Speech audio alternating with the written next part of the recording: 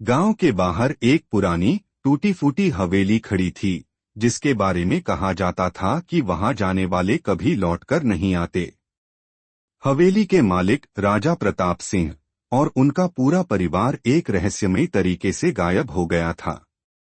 गांव वालों का मानना था कि वहां कोई बुरी आत्मा वास करती है। एक विक्रम एक युवा पत्रकार जो रहस्यमय घटनाओं की खोज में रहता है। 2 नीना विक्रम की दोस्त जो फोटोग्राफी की शौकीन है।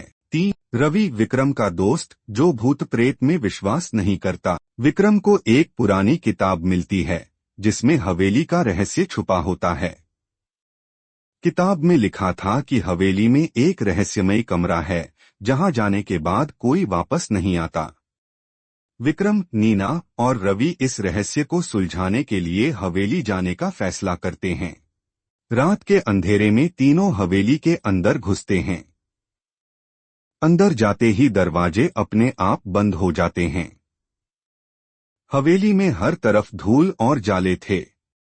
दूर से किसी औरत के रोने की आवाज आ रही थी। रवि हंसते हुए बोला, यह सब दिमागी खेल है, भूत वूत कुछ नहीं होते।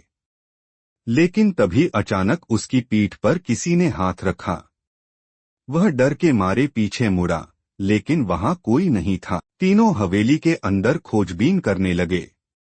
विक्रम को एक दीवार पर अजीबोगरीब चित्र और मंत्र लिखे मिले। अचानक नीना को एक पुराना दरवाजा दिखाई दिया जिस पर लाल रंग से अंदर मत आना लिखा था। रवि ने दरवाजा खोल दिया। अंदर जाते ही ठंडी हवा का झोंका आया और कमरा धुंध से भर गया। अचानक एक कंकाल जैसी आकृति प्रकट हुई जिसकी आंखों से लाल रोशनी निकल रही थी। विक्रम ने उस किताब को पढ़ते हुए कहा, यह आत्मा राजा प्रताप सिंह की पत्नी की है जिसे लालची दरबारियों ने मार दिया था।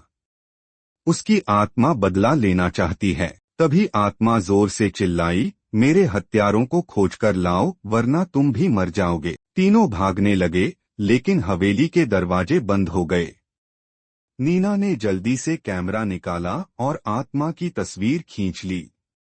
तस्वीर खींचते ही आत्मा चीखने लगी और हवेली हिलने लगी। विक्रम ने किताब में लिखी एक प्राचीन विधि पढ़ी और आत्मा की शांति के लिए मंत्र पढ़ा। आत्मा ने एक आखिरी चीख मारी और फिर गायब हो गई।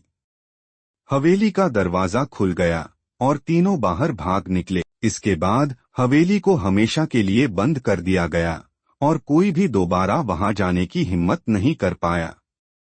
लेकिन विक्रम के कैमरे में आज भी वह तस्वीर थी जिसमें आत्मा की लाल आंखें चमक रही थीं। अचानक कैमरे से एक आवाज आती है, मैं वापस आऊंगी।